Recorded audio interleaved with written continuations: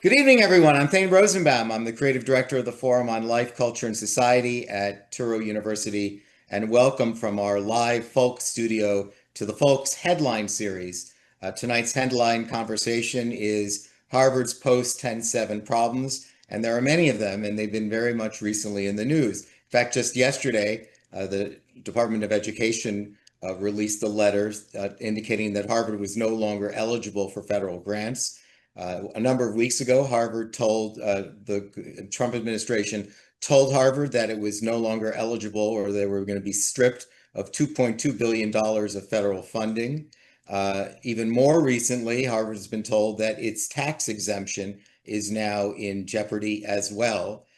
In response, Harvard has filed its own lawsuit against the federal government, essentially saying that its constitutional rights have been violated, First Amendment academic freedom rights. And then, interestingly, simultaneously, almost with the lawsuit, the Harvard released a report, two reports actually, from task forces, one on anti-Semitism, the other was on Islamophobia, released it after a number of times where it was being requested and they never released this information. Two of the members of the committee actually resigned, so it was very mysterious. And among the many things in a 300-page report on anti-Semitism, Harvard acknowledged a severe problem with anti-Semitism at the same time that they're suing the federal government. Here to discuss this, there's a lot to discuss, is the perfect person, Shabbos Kestenbaum, who has been one of the leading student activists. He's a graduate of Harvard since now. He's now a graduate. But after 10/7, he was a graduate student at Harvard. He was one of the few students around the country that was unafraid to call attention to the anti-Semitism on college campuses, social media, campus protests, classrooms, and as well, he was calling attention to the prejudice against Jewish students who might have shown support for Zionism or Israel. In fact, some of you may know who wanted to tune in last week. We had to cancel because Shabbos was at the White House. He has been a supporter of Donald Trump's initiatives, and he's a very good person to talk about this, in part because he has his own lawsuit against Harvard, and we'll talk about it as well. If you have any questions for Shabbos, please leave that in the Q&A box. Hopefully we'll get some time for that, but there's a lot to discuss. Shabbos, welcome to FOLCS. Thanks for having me. Good to be here. Of course. Shabbos, I'm going to start with the toughest question yet. I have a hope that this has been asked of you. But on October 8th, 2023, you woke up to discover not only what you knew, which is what happened in southern Israel, 1,200 people were killed, but that 31, or maybe it was even 34 Harvard student groups jointly signed a letter blaming the massacre, and the massacre included the gang raping of teenage girls and the torching of infant Israeli children and killing of Holocaust survivors. That all of that was being blamed on Israel from 31 student groups on campus. The first question for you is the greatest mystery of all. How is that possible that students your age could not identify with people who were the same age in southern Israel, who, unlike you, an Orthodox Jew, they were listening to a music concert all night on Shabbos. They weren't in synagogue. These were not religious settlers. These were peaceniks, kids, nose piercings, tattoos, stayed up all night in the stars after listening to music. Infants were tortured and girls were gang raped in front of their boyfriends and parents. And immediately, college students around the country cheered for the terrorists, not for the people their own age, but for savages. And I think many people, you can question the politics of the Israel's relationship to the Palestinians, but you have to also ask yourself, what in the world could Israel have done that would have not only deserved this to civilians and babies and girls, but on top of that, that the community most like them would be cheering for the people that committed the crimes? Certainly, that's the foundational question. I was on a panel with MLK's niece a few months ago, Alvita, and she reminds me of a great line from her uncle, which is, "We won't remember the words of our enemies, but the silence of our friends." And at Harvard, Columbia, UCLA, we would have been lucky to just have the silence of our friends. But for all the reasons you just stated, we didn't have the silence. We had the jubilation, the enthusiastic glee of our classmates, and in some cases, our professors cheering on the murder. So my reaction is, I'm shocked, but I'm certainly not surprised. Why?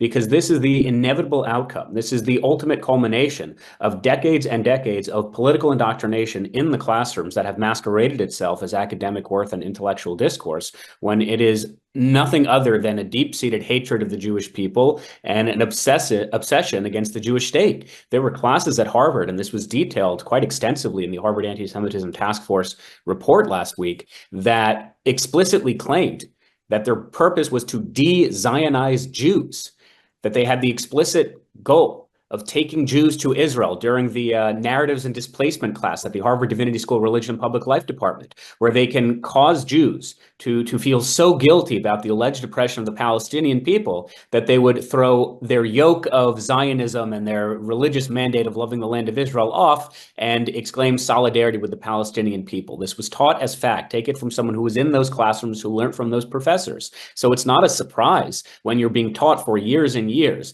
that the greatest and last outpost of white Western settler colonialism is the Zionist state of Israel. And that if you truly want to be an exemplary student, then you would commit yourself to social justice and to be an activist. It's not a surprise that students go on and live in tents for 4 weeks. It's not a surprise that they follow Jews on their way to class. And it's not a surprise that on October 8th, they will champion the news of the largest massacre of Jews since the Holocaust. So where does it come from? It comes from the classroom. It comes from political indoctrination, masquerading as academic worth, teaching as fact that Jews are worthy of what is coming to them, which is why shortly after October 7th, one of the conversations I had with some classmates was whether the nails lodged in Jewish women by Hamas on October 7th constituted rape or not. And I was of the opinion it did, and they were of the opinion it didn't. Because as they will tell you, resistance is justified when people are occupied. There's Yeah, but nothing Hamas Shabbos, yeah, finish up. Sorry. There is nothing Hamas, Hezbollah, the Houthis, Iran, there is nothing they can do that is too brutal, that is too extreme. Because if you fall under this DEI rubric of being an oppressor, you can quite literally do whatever you would like to get rid of that oppression. And that's exactly what October 7th was. It was this Well, victory. here's an example of that from the report. In response to a friend who knew two people who were killed at the Nova Festival, one student reported a close friend as saying, I mean, here's the quote, and this is shocking. I mean, I guess that sucks, meaning the gang raping, the nails in the vagina, the using a knife to remove breasts, taking a baby out of a mother's womb with a knife, beheading people, including children, just to get a sense of how graphic it was. This student said, I mean, I guess that sucks, but what did they expect? Another person asked, do you believe in decolonization in theory or in practice? Which is the point you're making. They're saying naturally the babies should be beheaded. Naturally you should put babies in ovens. How could you not expect that? They should surely have known that. Um, One of our board chairs, Joe Feshbach, who I think you met at one of your events that you did, wrote me this morning. Apparently, there was a news in earlier today that said David Duke, the grand wizard of the KKK, has come out in support of the student protesters. So now, on top of everything else, we've used the words casually. What would happen if the KKK was on campus? They are now? They are. The grand wizard, the head honcho of the KKK, says, "You go, people. I'm standing with the students." And so at no point do the student protesters are saying, look, I have to remove myself from this because there is just a sense of moral outrage of the position that I've settled myself into. Now, let me ask you this. Why, given how damning and self-condemning the report appears, and it's pretty bad, and I want you to add to this story. One student said that she was told not to mention that her grandfather was a Holocaust survivor because he moved to Israel after, and that would be in bad taste. Another student said, someone muttered under their breath, fucking not Zionist. And then she said, I don't even know that I am a Zionist, but I'm a Jew, and I've learned that that is enough to make me no longer worthy of their friendship or even basic kindness at school. Here's a student that says, I noticed an uncomfortable distance between myself and all 13 of my friends. Invitations to hang out stopped. Texts were not replied to. One person had blocked me on Instagram. The student then noted that that because they were labeled Zionists, they made clear that they were not willing to meet with me or speak to me at any point at all for any reason. Can you share with us the two highlights of what happened to you? Because you were such a target and a magnet. Give us two anecdotes of what happened to you. Yeah, I mean, just piggybacking off of, being blocked on Instagram, I was kicked out of the Harvard student WhatsApp group after I had told students who were planning to do an unsanctioned protest at Harvard Divinity School. I said, well, you should also call on Hamas to release the 9-month-old Jewish baby they had kidnapped. And then the social justice chair at Harvard Divinity School kicked me out of the WhatsApp group. But that's certainly not the most egregious. There was a staff member at Harvard University who vandalized my hostage posters, writing on Kfir Bibas, his head is still on, where's the evidence, writing on Noah Argamani that Jews are best friends with Jeffrey Epstein. He then challenged me to debate him in an underpass as to whether Jews orchestrated 9/11, and then Wait, posted what is an underpass? I don't know what that means. an underpass where cars go underneath. So he wanted to debate me there, and then Well, he that's what you posted a do to beat people up. People don't debate in an underpass. Correct. And then he posted a video of him waving a machete with a picture of my face saying he wanted to fight. And then he posted a series of tweets on X saying that he has a plan to bring down the Zionist mafia. He's coming after me. He's coming after more than blood. So I alerted Harvard Wait, campus one more security. time, Shabbos. Sorry. This is a faculty member? This is an employee, so he was the systems operator at the East Asian Language and Civilizations Department. Okay. He had been working at Harvard for at least 2 decades. He was a student there as well. And I alerted campus security. I alerted the president of the university. I alerted DEI and the admin saying, this is someone making threats against my life. And of course, because he's an employee, he has the Harvard directory, so he knows my address. And to this day, they've not once responded to me. So my lawyers actually insisted that I had private armed security outside my house. And I had a guy with a gun follow me to Chabad to make sure I was okay. And again, to me, just like the story of October 7th is really the story of October 8th, namely terrorists commit acts of terrorism. It's not good. There should be a response, but it's to be expected. So too, the story of October 7th being October 8th is that it's not that there were anti-Semites who were engaging in anti-Semitism. It's the adults in the room, those who take knees for Black Lives Matter, who introduce themselves with preferred gender pronouns. All of a sudden, when a Jewish student is saying, hey, there's an employee who's saying that he's coming after me, and he's coming after more than blood because of my religious identity, what are you going to do about it? And then they don't respond. That really underscores what so many, and all too many, I should say, Jewish students are going through, which is this pervasive and systemic double standard when it comes to the treatment of students and then the treatment of Jewish students. It is obvious, it is blatant, and this is exactly why we filed litigation, and it's exactly why the Trump administration has been so aggressive against particular universities.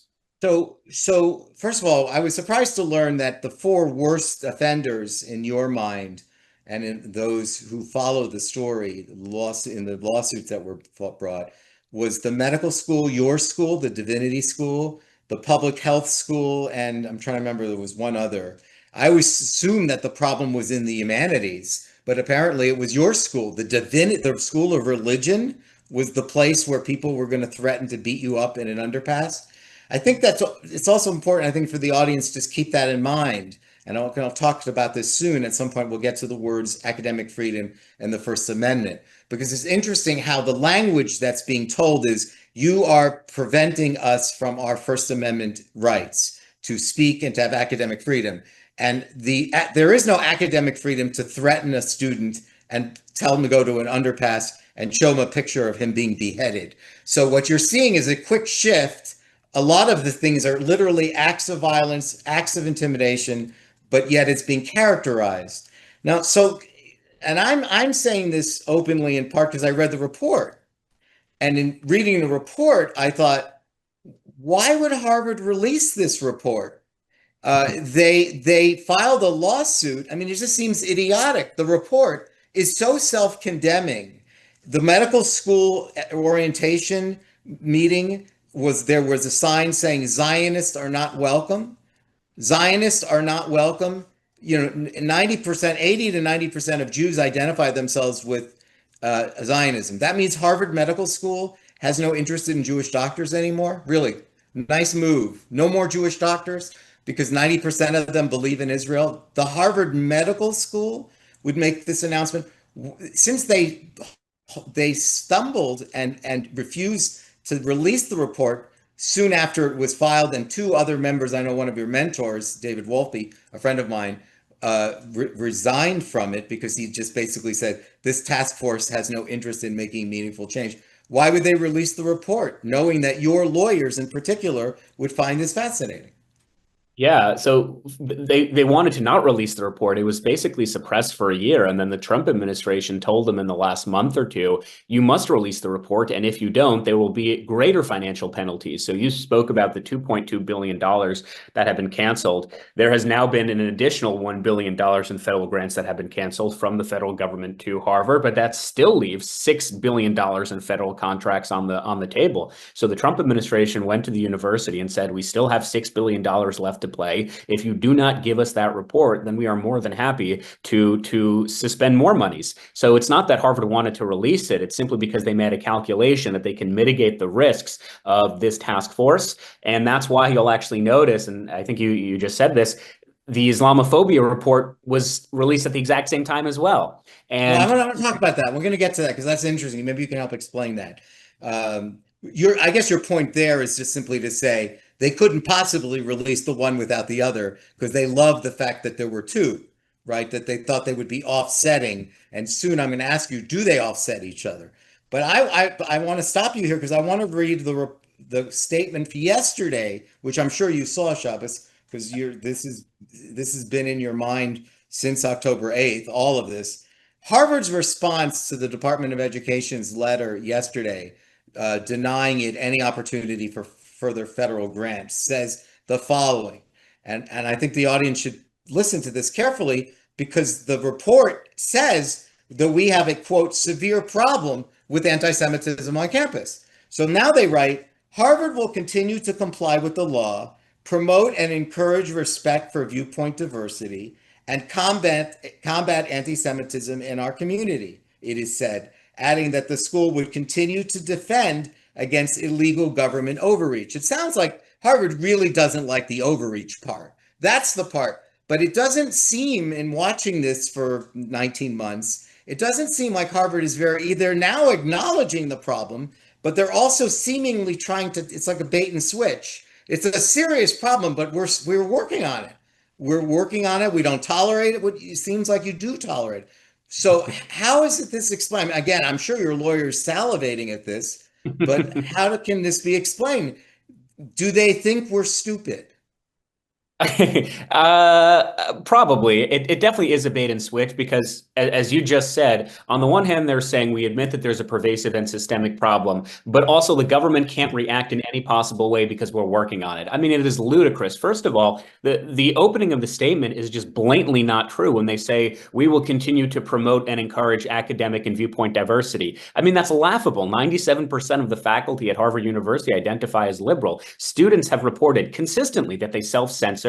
Students are penalized for writing things on their reports or on their tests that they're Fire gave them the last place in the country on free speech. Exactly. Fire gave them, they ranked them 248th out of 248 American universities when it came to free speech and to protecting the First Amendment. So this idea that Harvard is suddenly so interested in the First Amendment and protecting academic discourse, it's laughable. The only time they have ever mentioned these issues is when it is in connection with Jewish students saying, hey, you are treating us with a double standard. You're not treating us equally. And then Harvard hides behind the First Amendment and says, well, we wish we could do something, but we just can't because of the First Amendment, which number one, I know we'll talk about this later, but number one, almost all of our accusations and our experiences have little to do with speech and have a lot to do with criminality, have a lot to do with action. That's number one. But number two, even if it was exclusively about speech, this is an institution that has made it its business for the last 3-4 decades to penalize speech that it does not like. It is mandatory right now for all incoming freshmen at Harvard to have a Title IX training where they are taught. You can go on Harvard's website and see for yourself. They are taught that things like misgendering, things like fat phobia, things like transphobia are grounds for academic consequences and discipline. But when we make the approach of, well, if you're going to have this mandatory Title IX training where you tell students that every type of microaggression under the sun is grounds for disciplinary consequences, well, how come you don't include anti-Semitism? So it's an egregious double standard. And when the Trump administration is saying, look, if you don't correct, we're going to take away the funds, and then Harvard's response is to sue the government, it really underscores that Harvard is fighting the Trump administration far greater and with more intensity than they ever fought anti-Semitism. I mean, the facts really speak for themselves. At no point has Harvard, up until today, made any concessions and any serious structural reforms to root out the indoctrination, the anti-Semitism, the anti-Americanism, the wokeism, and the illegal activities on their campus. The But only way that we will get them to change is with government intervention. but Shabbos, I want to take Harvard's position here. I know you're gonna hammer away at this, but they're gonna go. I think they should say this, by the way. They should be more honest. They should say the following: Mr. Kestenbaum, what in the world do you want us to do? You just said 90%, 7% of our faculty are progressive liberals. But more importantly, and I think this is the more important point, the vast majority of our faculty does not believe in the existence of a Jewish state. They believe that there should be no Zionist project. It's a colonial enterprise. That's what they believe. They believe that Jews are white oppressors. These people have PhDs, Mr. Kestenbaum. You don't. They know stuff. They're really smart. And so they have a right. We hired them. Yeah, we hired them, of course, because that's what is being produced nowadays. That's the PhD. But they feel very strongly in a neo-Marxist vision of the world, critical race theory vision of the world. They are true believers. They don't believe in themselves. They don't see themselves as anti-Semites, Mr. Kestenbaum. They believe that Jews simply have these evil inclinations, and Zionists are the worst human rights violators, worse than the Huns, nothing's worse than Jews, nothing in the history of the world. And they're history professors, Mr. Kestenbaum. Who are you to challenge them? They know who Jews are. So that they have the right to hide behind the First Amendment and academic freedom, because that's what they want to teach. And we hired them. And guess what, Mr. Kestenbaum? We gave them tenure. What do you want me to do? They have lifetime employment. Well, I would agree with that position. My answer is two words: Hillsdale College. What Harvard is trying to do is have their cake and eat it too. They're trying to say, we want to teach the anti-Americanism. We want to have this neo-Marxist ideology. We want to discriminate against Jewish students or Zionist students. Then that would be one thing. But then you can't expect government handouts. You can't expect $800 million in federal subsidies on an annual basis. You can't expect $9 billion in federal grants. So if Harvard wants to teach this political indoctrination, then go for it. What they can't do is say, we're going to teach the political indoctrination, and then we want the American people to pay for it. They're not entitled to it. This is not enshrined in the Constitution. And I was But on they a actually do say, Shabbos, that this violates their constitutional rights, which again is very blurry. There's nothing in the Constitution in my last reading that says that the federal government is required to subsidize a private university with a $54 billion endowment. There's nothing in the Constitution that says that. You would think with a straight face, a state school could make this argument, West Virginia, but not Harvard. So that's what's interesting about that. But let me just ask you another question, which goes to your concession. You're saying you can't have it both ways. But I think it's important for most people to understand that under Title VI, it's Title VI of the Civil Rights Act. So when you say Hillsdale, what you're really saying is these are Title VI violations under the Civil Rights Act of 1964, which does not just cover African Americans, but among other categories, it covers nationality. And which is why I said before, and the Trump administration's State Department validated this years ago, which is that Jews that identify with Israel as their ancestral homeland have a right to feel that way. That's part of their nationality. And so if 80 to 90% of Jews identify with Israel, you are violating my civil rights as a Jew if you're saying that my homeland has no right to exist, if you're saying that the people that live there should be killed and gang raped, these are civil rights violations because I'm protected under the Civil Rights Act. And Title VI says that if you are violating my civil rights, you are not entitled to government funds. So I think that's the point you're really making, that this is tantamount. You mentioned Martin Luther King's child, I think you mentioned. But I think, Martin Luther King, who many people forget was a Zionist, so too was Bayard Rustin. Things that people don't know. Martin Luther King would be appalled by what he would see in Black Lives Matter. He'd be shocked. He did see Zionism as the first decolonialization project. He understood it was anti-colonial, not colonial. But I think it's important for people to say, well, what's the big deal? Someone just doesn't believe in Israel. But it's more than that, because if you're talking about the destruction of Israel and the killing of the people that are there from the river to the sea, you have now violated the civil rights of Jews that identify as a people with the people of Israel in that ancestral place. Yeah, well said. And to piggyback on a point you made in the beginning, Harvard is going to make these arguments. They've already tried making arguments that this is government overreach. But what people have to remember is in June of 2023, so shortly before October 7th, Harvard's lawyers lost at the Supreme Court trying to defend affirmative action. The Supreme Court ruled that Harvard's admissions criteria was unconstitutional because they were, in effect, deliberately discriminating against Asian American students. And a day or two later, the interim president, it was Claudine Gay, she releases this statement saying that we at Harvard are going to do everything we can to sort of circumvent the Supreme Court's ruling, and we want to continue to ensure that affirmative action is the policy of our university. So Harvard already has a track record of this discrimination. Let's go back to the Anti-Semitism Task Force report. Buried on page, I don't even remember which one, a student goes up to his or her professor and says, "You paired me up with an Israeli as a study partner. And I want you to know, professor, I don't study with Israelis."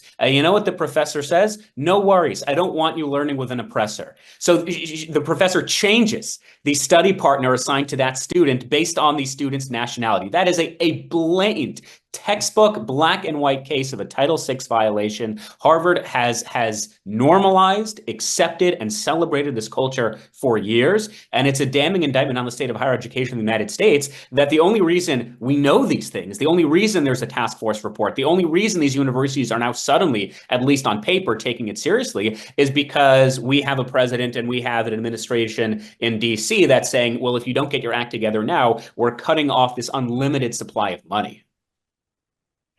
So, just one quick question. You were among a very small number of student activists that took open positions in support of Israel and calling attention to anti-Semitism. But what we don't hear much of, and maybe you're going to say, Thane, I already answered that question. There's only 3% of the people who are conservatives. Was there any faculty support? I read recently something that you must have seen. I was shocked by it. It was from one of the few professors at Harvard who's a conservative, who said, because I'm an open conservative, people talk to me frankly. And most of the faculty comes up to me and say, we hate this shit. We don't support this. We just want to do our research. We don't think that the faculty should be radicalizing students. We don't think that we should be lining them up as terrorist supporters. We don't think that our job is to teach them to become social justice warriors and political activists. We should have them read books and talk about books. That's why you send kids to Harvard. But we're afraid to say anything. So they said it to their confessor, a guy, and they said, if you tell anyone this, I'll deny it. So did anyone have their, what I like to call the Pee Wee Reese moment with the Brooklyn Dodgers, when Pee Wee Reese from, Arkansas, a classic redneck, when Jackie Robinson was being called the N-word in a southern city, Pee Wee Reese ran over to Jackie Robinson, has put his arm around. It's a very famous photo of Pee Wee Reese putting his arm around Jackie Robinson while people were hurling the N-word. And at one point, Robinson turned to Pee Wee and said, "What are you doing?" And he said, "I'm just admiring the view." And it was his way of saying, this is my guy. He's my guy. And I'm standing with him. And I'm from Arkansas. Any Pee Wee Reeses in your world? I would say not on the professor level, certainly on the student level. But unfortunately, as you just described, it was students who would come up to me and confide quietly, sort of making sure no one's looking, no one's around. This mostly actually happened during commencement. I was actually really surprised that after we had received the diplomas, I graduated last semester, after we had received diplomas and we had a small ceremony, a number of students actually came up to me saying that we appreciate the efforts you're doing and we want you to know that exactly what you just said. We are really stunned at just how sudden and extreme this university has turned. The problem is, as with all these cases, very few are willing to put their names on the line. So with our lawsuit, for example, I decided to be a named plaintiff, not because I wanted to be, but out of the five of us who were suing, I felt at least one name needs to be out there so people know that this is real. People know that there are faces behind these plaintiff one, plaintiff two. And the problem with Harvard and so many institutions of higher learning in this country is there are not enough students or professors or even presidents of universities who are willing to actually say what they know. What they know is total anarchy, where we have given the inmates the asylum. Why is it that such a radical, loud minority of the universities are allowed with impunity to take over university buildings? Why is it that they're allowed to bring the entire campus to a halt during the spring semester with encampments? It's because we do not have strong leadership who are willing to say out there in the open that you have the right to express yourself. You have the right to exercise your First Amendment rights. What you don't have the right to do is to violate all the time, place, and manner restrictions, is to violate Title VI of the Civil Rights Act, is to diminish other students' educational opportunities. And we don't have people who are willing to say that openly. And I don't want to get too tangential, but I actually remember when I started speaking out, I would go on media often. And in particular, I would go on Fox News. They were really invested in this story. And I don't think I can say who, but a prominent professor who I'm sure you've heard of, he comes up to me and he says, I got to be honest with you. If you want the university to take you seriously, you have to stop going on Fox News because the university is hoping that you just turn into a right-wing pundit who endorses Trump, because then they can say this Kestenbaum kid is just exaggerating. He's making it up. He's a conservative. But if you were to go on CNN, MSNBC, then you have credibility, then you have legitimacy in their eyes. And it really underscores the pervasive indoctrination and the pervasive groupthink, not just at Harvard, but across so many of these campuses. Yeah, but there is one thing that the audience wouldn't know, which is that you started out as a Bernie Sanders supporter. Well, don't hold it against me, but yes, I always say I can compare my progressive credentials any day of the week. At 9 years old, I was buying a Hebrew language Barack Obama yard sign. By 12, I was knocking on doors for then Newark Mayor Cory Booker when he was running for Senate. I was at the 2016 Democratic Convention as a Bernie bro. I volunteered and voted for Jamal Bowman in 2020. So I very much have the street cred, let's say. You're not a real Fox News watcher per se. Exactly. And by the way, I always made this point early on. I said, if CNN and or MSNBC want me on, not only would I love to do it, I would actually feel way more comfortable doing those shows. The problem is they didn't want me on because they weren't interested in this story because it really ran counter to the narrative. And that also explains how I ended up endorsing President Trump. Before October 7th, President Trump was the closest thing we had to a Fourth Reich in my eyes. And at the end of the day, I slowly began to realize that American electoral politics are binary, right? There's a winner and there's a loser. And presented these two options, well, there's only one candidate of those two who, for example, is coming to the Ohel with us on the first anniversary of October 7th and praying at the gravesite of the Lubavitcher Rebbe. There's only one candidate who's consistently meeting with students and telling us, here are the policies I'm going to enact if you elect me. There was only one candidate who had a Jewish student speak at their party's convention about anti-Semitism. I spoke at the Republican convention, of course, but I went to the Democratic convention and I said, fine, don't have me speak because I'm this MAGA fascist. But I gave them a list of roughly 12 progressive Jewish students on campuses who've experienced anti-Semitism. And I said, have any of them speak for 3 minutes and I can connect you with them. But why is it that only Republicans will platform a Jewish student? this is not going to end well for you, Democratic Party. And every single time they refused to listen. So I became I developed these political sensibilities based on my real lived experience of one political party just refusing to do anything to alleviate our concerns. You're saying you were pushed toward Trump. You had no, you're 100%. saying you were pushed. You started off being a Bernie bro, and you ended up a Trump supporter who's not only testified before Congress, but actually spoke at the Republican convention because no one would listen to you. And in fact, even mainstream media had no interest in a different side of that story. It's interesting when Harvard claims that there is viewpoint diversity. I don't think people understand what that means. And what Harvard is claiming it has, and what CNN, we don't have a news media. We don't have viewpoint diversity. You watch MSNBC and you watch Fox or Newsmax, and you get very, very radically different stories, stories about the politics of our age. Here's some things that people don't know. We gave them examples of things that were direct offenses, but apparently at Harvard during exam periods, they would be unfurling these large banners around the library.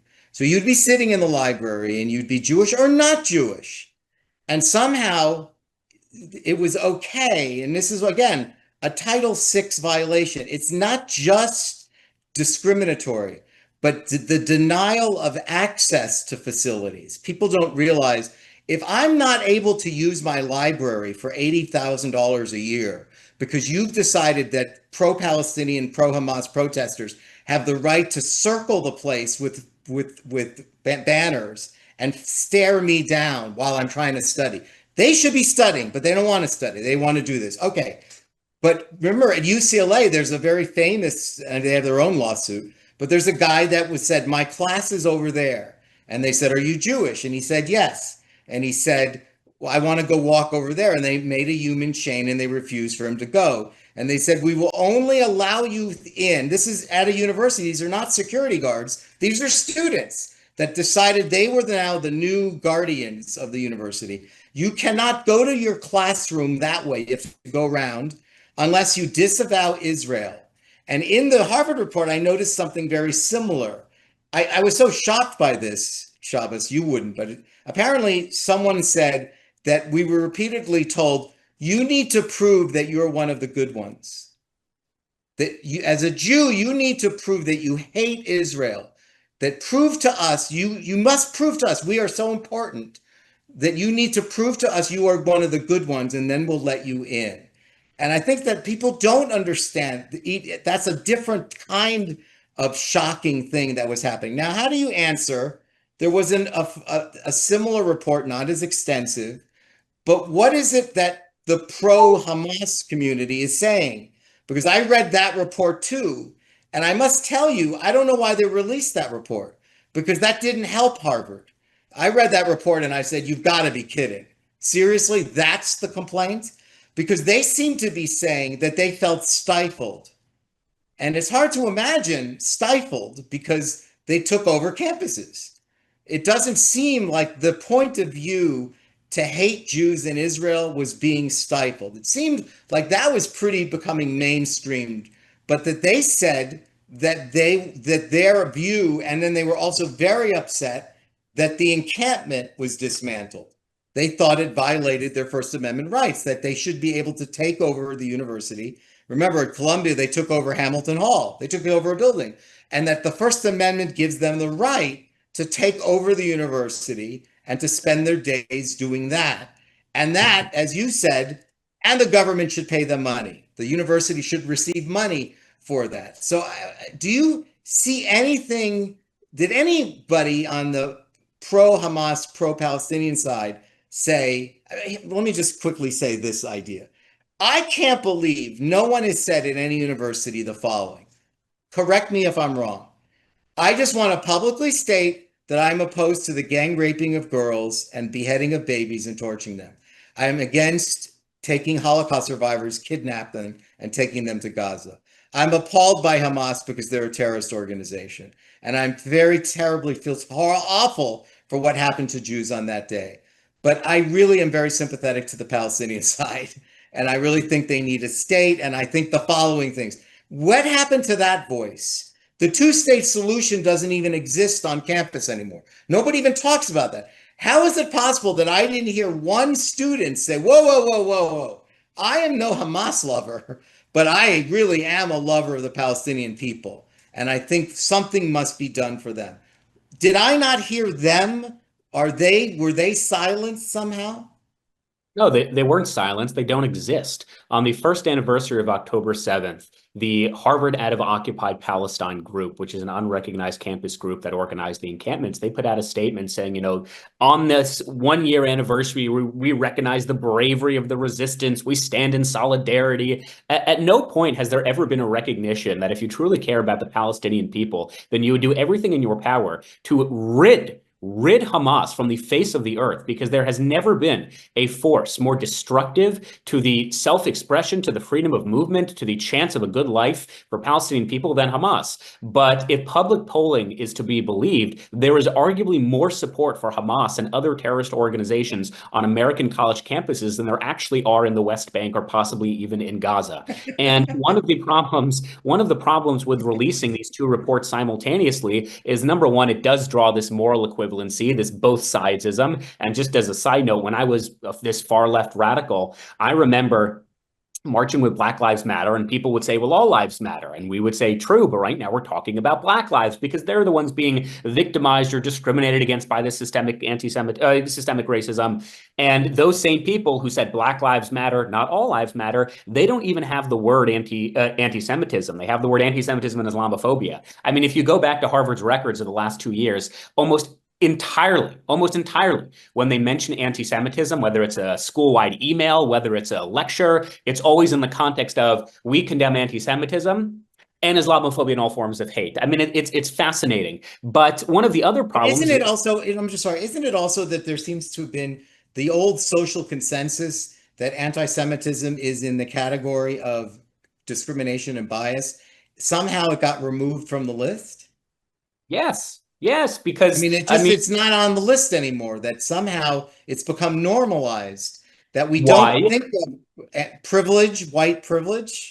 Exactly, because American Jews have the misfortune of being mischaracterized as white. So whether it was 4 babies or 40,000 babies beheaded on October 7th, it really does not matter, because we fall under this prism, this binary prism of oppressor and oppressed. And again, this is not me being a conservative pundit. This is someone who is in the classrooms where this was said openly by professors. And the greatest thing you can do as a student to bring honor to the school, to bring honor to our community, is to reverse those trends, to stand up for the oppressed. And there is no greater personification or manifestation than the oppressor-oppressed narrative than Israel-Palestine. And you got to remember, we were one of the first, if not the first, universities in the world, and one of the only, to display that 47-minute Hamas propaganda footage. Because on October 7th, Hamas took GoPro footage, and Chabad brought Bill Ackman, they brought the Israeli ambassador to the UN, and we played the video. And it's graphic and it's terrible. And we said, here at Harvard, more than any other institution, students need to see it. And there were, I don't know, maybe 300-400 students there. Almost all of them were Jews, were people like me who really didn't need to see it. And by the way, just a fun, historical anecdote, Claudine Gay did not go because the next day was her hearing on Capitol Hill and she had to prepare. And obviously we all know how that went. So She might have benefited if she saw the movie. Exactly. So we can't even discuss anti-Semitism in the way that we're doing now on a college campus because it has to be filtered out through this prism of privilege and whiteness and all that. This is the second point I wanted to make just very quickly is if you read the report, and again, you already made this point, but it's so important to double down on it. Almost the entirety of the report on Islamophobia and anti-Palestinian racism, almost the entirety is grievances that students have pertaining to the consequences of their own actions. So they'll say they felt discriminated against when they were told, hey, if you continue living in tents and following Jews on their way to class and disrupting classrooms, we're not going to allow you to walk at graduation. And they would honestly complain complain that this is stifling their free speech. It's night and day. I was on a Glenn Greenwald show a few months ago, and Glenn Greenwald is not the biggest lover of Israel, let's say. And he said, Kestenbaum, you always talk about this double standard that Jews experience, but are you aware of any Jewish student groups that have been threatened not to walk on at graduation or have been threatened with a campus suspension? And I said, Glenn, what a ridiculous question. Can you point to a single Jewish student group on any campus in this country that in the last 2 years decided to follow Muslims on their way to class, drew swastikas outside of the Muslim Student Association, lived in tents, and called for the destruction of Saudi Arabia?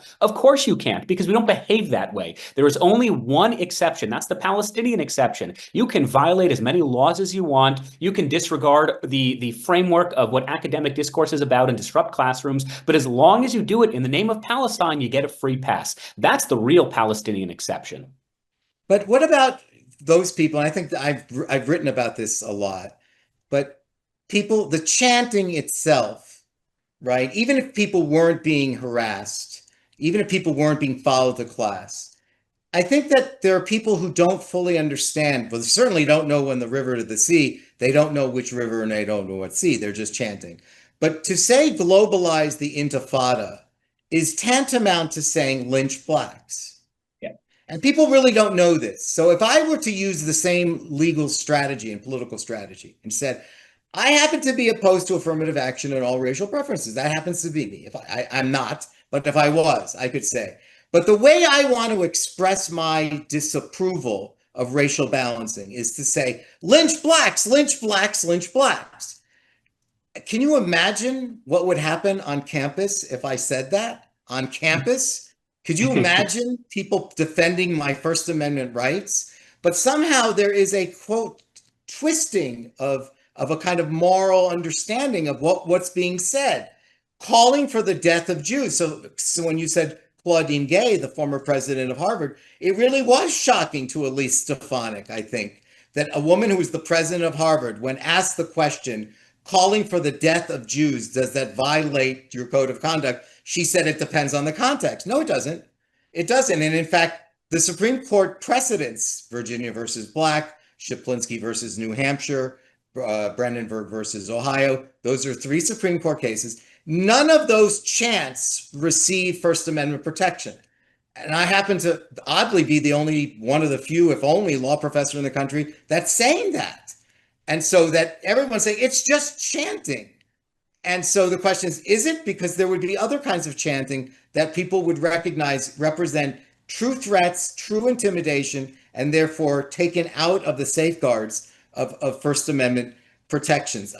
Let's go back to something you said before, which is, I think that people don't understand, and maybe you can help explain, that you're in some ways functioning as a canary in the coal mine.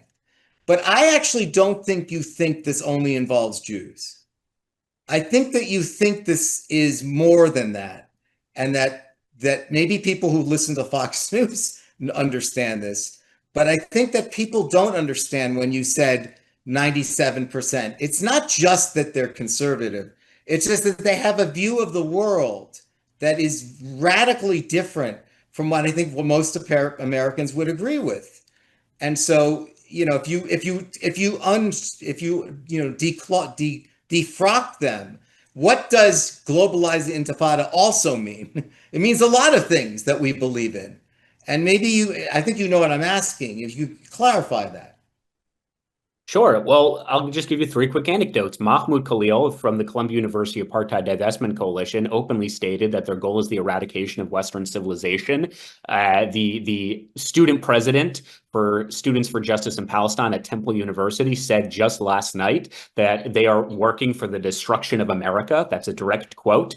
The Harvard Out of Occupied Palestine group during commencement last year continuously chanted, "Intifada, Intifada, come to America." In fact, one of their leaders also said that we know that, quote, the OG apartheid nation is America. So yeah, it's true that they're anti-Semitic, and yeah, it's true they call for the death of Israel, but we also know, I've seen this firsthand, they also burn American flags. And we've also seen that, yeah, they draw swastikas on the hostage posters of a 9-month-old Jewish baby, but they also do the exact same thing for Americans like Hersh Goldberg Poland and Omer Nutra and Keith Siegel. This is not simply an issue of anti-Semitism. This is an issue of anti-Americanism, of individuals who simply do not share our values at best, and at worst are actively seeking to restructure our society, restructure the values of our Western civilization. And I remember I spoke at a Trump rally shortly before the election, and it was in Nassau County. It was a couple, I think it was 20, 30,000 people, most of whom, of course, were not Jewish. And as I'm drafting my speech, what am I going to say? I think to myself, I can't make this just a Jewish issue because it's not just a Jewish issue. So I get up and I say in 1790, President Washington, which we all know, he writes this famous letter to the Newport, Rhode Island synagogue, the largest Jewish community at the time. I can't help but plug the Turo synagogue. Oh, Turo Synagogue, right. That's a very good plug. Yeah, that's good, like product placement. I know. Way to go, Shabbos. The president of Turo really loves you now. He says, here in the United States, things will be different. Bigotry will be granted no assistance. And I said, how shocked, how appalled, how disgusted would President Washington be today in the 21st century to see that Americans are being denied access to education because of their political and religious identity. This cuts against the core of the grand experiment in American democracy, that we are this melting pot of ethnic, of racial, and yes, religious diversity. And I'm a first-generation American. My parents came here 30 years ago because my dad, as cliche as it sounds, but it's true, really felt this almost spiritual yearning to be in the United States, where you are not an other. You are not a foreigner, where you can come in and you can be who you want. You can do what you want. And this has been put to the test on October 8th, and it's a test we're still in the midst of. But to me, what animates this is not just an attack on Jewish students. It's not just an attack on American Jewry. Yes, it's true, as you said, we're the canary in the coal mine, but people have to realize this is an issue that affects each and every American. And why do we care about Harvard and Columbia and Penn and Yale and all these places? It's because, unfortunately, these are institutions that purport to train the next generation of American leaders. It's not an exaggeration at all to say, statistically speaking, I may have sat in the room with a future congressman, senator, or even a president. And if these are America's future policymakers, if these are America's future judges, jurors, authors of the books your kids will read, then America is at a dangerous inflection point, because we cannot allow these individuals one iota of power. All right, Shabbos, you may have started out as a Bernie bro, and you had a transformation for sure. But your name is Shabbos Kestenbaum, and you wear a yarmulke, and you quite courageously on October 8th decided, all right, this is what I'm going to do. I'm just going to do this, and I'm going to join a lawsuit. And when the others settled the lawsuit, you were the only one that stayed in the lawsuit. You're the only one that's still in it. But I also can't help but mention this other anecdote, which is, I believe that the president of Harvard now he is Jewish. I think he is. Yep. The head of the trustees, Pritzker, is Jewish. A large number of Harvard donors are Jews. I know you mentioned Bill Ackman. One of the issues interesting there is that Harvard, I think, was so frightened of the reaction at home to do anything to stop people from what they were doing on campus, that it literally said, like Columbia said to Robert Kraft, keep your $100 million. We don't need it. They literally seem to say to Jewish donors, keep it. We don't want your money if it means we have to tell the students and the faculty that they can't hate Jews and that they have to embrace the possibility of a Jewish homeland. So there's two questions here. One is, a lot of the people that are ultimately fighting against you happen to be Jewish Americans. And then the second question is somewhat related to this, and it goes to the issue of viewpoint diversity.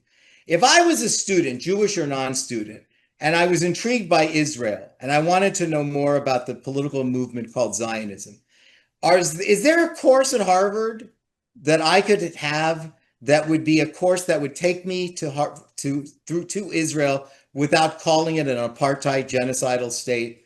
Would I be able to learn about Israel in some other way? Because if there isn't a course like that, or if there aren't readings like that, it is sort of interesting to hear Harvard say that we believe in viewpoint diversity. I encourage your listeners right now, they can go on Harvard's website, look at the syllabi on upcoming courses. If you want to take classes on Israel Palestine, they are exclusively through the prism of settler colonialism, of genocide, of apartheid. In fact, I posted this on my Twitter about 2 or 3 weeks ago, but the new course in the fall is called 1,000 Years of Palestine, and it essentially starts the Jewish part of Palestine in 1948. So 1,000 Years of Palestine, and the Jews just conveniently show up in the mid-20th century. There is one glaring and good exception, and that's what's called Harvard Israel Trek. This is organized by students, for students, and that is when students across Harvard, Jew, non-Jew, in fact, actually it's geared for non-Jews, can go to Israel and they can bring their preconceived notions, they can bring their questions, and they are just brought to the land and see it for themselves. And it's an excellent idea. It is how you can really shape minds. The problem is, and this was touched upon in the Anti-Semitism Task Force report, one of the new tactics of the Palestinian groups on campuses, not just at Harvard or the Ivy Leagues, but across the country, is anti-normalcy.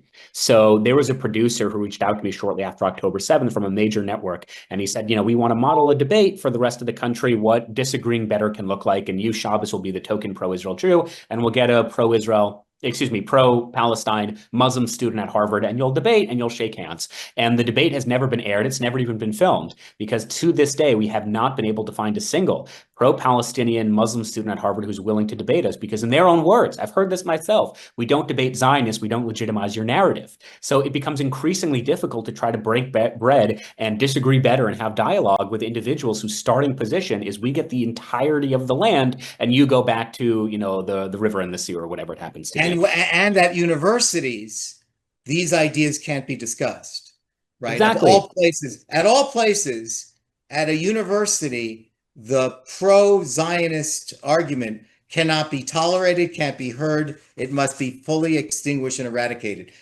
There was something in the report that was called Pyramid of White Supremacy. I was fascinated by this. This is at Harvard. The Pyramid of White Supremacy had genocide at the top of the pyramid. And right below it was being against boycotting Israel. Like, and adjacent to that was the ADL. The ADL was right. The ADL. Like the second thing below genocide was even believing in the existence of Israel and not boycotting and divesting. I'm going to ask one more question. It's related to the one I asked you before about the professor, the president, and the trustees. This comes to us from an audience member, and it's a hard one. But I think you can handle it. How does it feel to be hated by so many, even fellow Jews, who have convinced themselves that to be Jewish must be to reject Israel? Wow, that's quite existential. Look, I often get death threats from the far left and the far right. I'm very bipartisan. Both sides want to kill me. I often get really horrendous texts and like brutal graphics sent to me by anonymous trolls online. And I get upset by that, but it doesn't faze me in any measurable way. What I do get tremendously upset by and hurt on a personal level is when it's Jews. It's when it's people within our community who vouch for things that are antithetical and diametrically opposed to actual Jewish peoplehood, to actual Jewish values. And in terms of how do I feel? How do I relate to that? Look, I study the Holocaust. That's actually my academic specialty. That's why I went to Harvard, to study the theological responses. And there was something called the Association of National German Jewry in Berlin in the 30s. And that was the Jewish division of the Nazi Party. The Vanguard Jews, they were another good example of Jews who genuinely believe that the best expression of Jewish values is to support Adolf Hitler. Now, I'm certainly not comparing the anti-Israel Jews today to the Vanguard Jews, although I think some historical comparisons are warranted. What I will say is part of Jewish history, part of our 3,000-year-old story is, unfortunately, Jews sometimes do the wrong thing. And sometimes they vouch for things that, as I said, are diametrically opposed and stand in total opposition to what we believe in. And that, to me, has been incredibly difficult to rationalize and to internalize.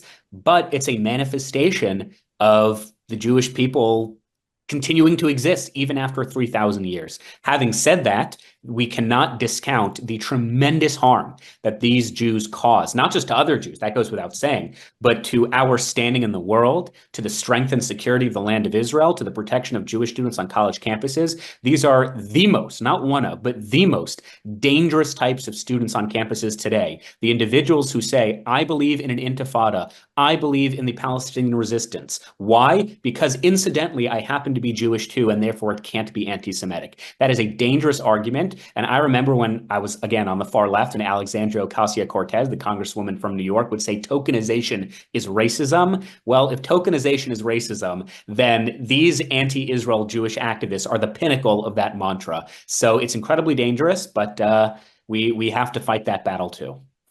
We're at 1 hour. I'm going to ask you one more question and we're going to say goodnight because it reminded me of something you just said.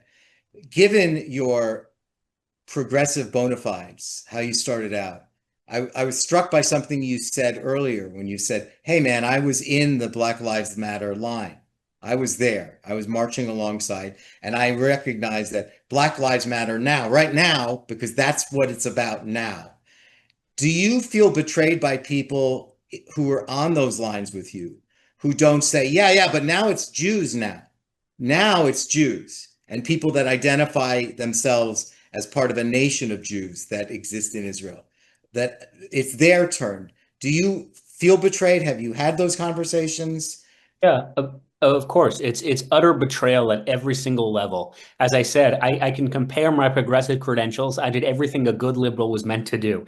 And some of the groups who were the first to call for an intifada, some of the groups who were the first to glorify and cheer the events of October 7th were groups like Black Lives Matter. We're the Women's March. In fact, I actually remember going back to that discussion I had with students as to whether the Nails Lodge and Jewish women were rape or not. One of the female students who I was arguing that this is rape, and she said, no, it isn't. She was one of the organizers, a student organizer of the 2017 Women's March in response to Donald Trump being a threat to women. A woman is saying we can machine gun nails into a woman's vagina, but we don't really think that's something that is worth, first of all, calling rape. It's not as bad as rape. It's not technically rape, and it's a Jewish girl. So I guess all bets are off.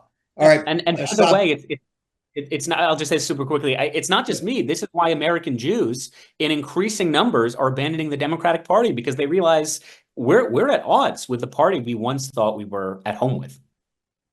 Before we say goodnight to Shabbos, let me a couple of quick announcements. Zach, there we go. We have an event live from Greenwich Village next week. It's FOLCS conversation, the cancel culture and comedy. What happened to comedy stores, comedy venues during the period of the cancellation culture. We have 3 really winning comedians there. For us, that's Tuesday night in the Comedy Cellar. We have some upcoming events that you can find out about if you use that QR code. A number of some of the annual things that we do that are fan favorites, like Law of the Land at the 92nd Street Y. There we go. We want to always think of ourselves as one of your favorite nonprofits. If you found tonight interesting and stimulating, here's a way to show that and donating. And of course, we always want to hear from you. So if you're not already on our list for email blasts and other information, get in touch, use the QR code and give us your name. Shabbos, you are a brave young man. You clearly were able to navigate yourself alone in many ways. Staying in the lawsuit seemed really curious, because when the lawsuits dropped, you stayed in. It's clear that you found a new career somehow through this, a career that you didn't ask for and would have avoided, but you are a really eloquent and impressive spokesperson for not just anti-Semitism, but just bigotry. And I just think that that message, I think it's important for our audience to know this is bigotry. This is prejudice and discrimination. And this has nothing to do with, yes, it happens to be directed right now at Jews. But if you believe yourself to be a fair-minded person, if you listen to Shabbos for the last 60 minutes, It's hard to say to dismiss him outright, which I suspect is one of the reasons why no one wants to debate you on the pro-Hamas side, because they literally have to say a guy like Shabbos doesn't deserve to live. And with that thought, we'll say goodnight. Thane Rosenbaum for FOLCS. Until next time. Bye, everybody. Thanks, Shabbos.